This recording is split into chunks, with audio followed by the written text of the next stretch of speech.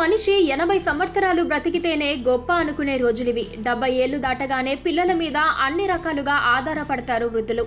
కానీ మస్తానమ్మ అందరిలాంటి వృద్ధురాలు కాదు. ఆమె వయసు 106. ఆంధ్రప్రదేశ్లోని కృష్ణా జిల్లా గుడివాడకు వెళ్లి మస్తానమ్మ అనే పేరు చెబితే చాలు ఇంటికి తీసుకెళ్తారు అక్కడి జనాలు. అంతలా ఫేమస్ అయిపోయింది. అయినా వరల్డ్ ఫేమస్ అయిన ఆవిడని సొంత ఊర్లో గుర్తుపట్టకుండా ఎలా ఉంటారు? ఇంతకీ ఈవిడ వరల్డ్ ఫేమస్ ఎలా అయ్యింది? 106 ఏళ్ల వయసులో ఇప్పుడు లక్షలు ఎలా సంపాదిస్తోంది? యూట్యూబ్ ఇప్పుడు చాలా మందికి జీవనాధారం.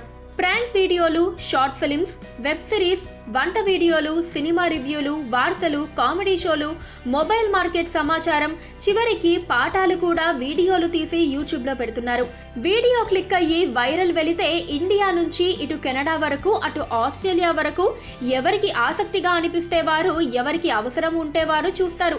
మిలియన్ల కొద్దీ వ్యూస్ వస్తే లక్షల్లో డబ్బులు చేతికొస్తాయి. ఈ మస్తానమ్మ వంటలు బాగా చేస్తుంది. సహజంగా పొయ్యి మీద అన్ని సహజమైన వంట సరుకులే వాడుతూ తెలుగు పల్లె వంటలు రుచికరంగా వండుతుంది. ఎందుకు వచ్చిందో ఎలా వచ్చిందో కానీ ఆవిడ మనవడు లక్ష్మణ్కి ఎందుకో ఈవిడ వంట చేసేటప్పుడు వీడియో తీసి యూట్యూబ్లో పెట్టాలనే ఆలోచన వచ్చింది. దాంతో ఆమెకి సమాచారం ఇవ్వకుండానే వంట చేస్తూ ఉండగా వీడియో తీసి యూట్యూబ్లో పెట్టేశారు. వాళ్ళు ఊహించినట్టుగా ఆ వీడియో బాగా వైరల్ అయ్యింది.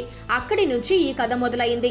ఎగ్ దోశ, పుచ్చకాయలో చికెన్ ఫ్రై, గుడ్డు కూర, pot biryani, keema biryani, egg fried rice ఇలా ఎన్నో రకాల వంటలు పొయ్యి మీద సహజ పద్ధతుల్లో వండుతూ వాటిని యూట్యూబ్లో పెడుతూ పేరుతో పాటు డబ్బు సంపాదిస్తున్నారు బామ్మ మనవలు.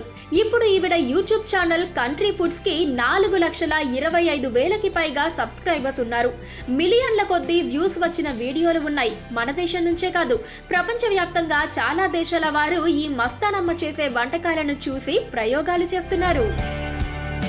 పక్కనే ఒక గంట సింబల్ కనిపిస్తుంది కదా, దాన్ని నొక్కారనుకోండి, మేం చేసే వీడియో అప్డేట్స్, నోటిఫికేషన్స్ అన్నిటితో మీ డివైస్లో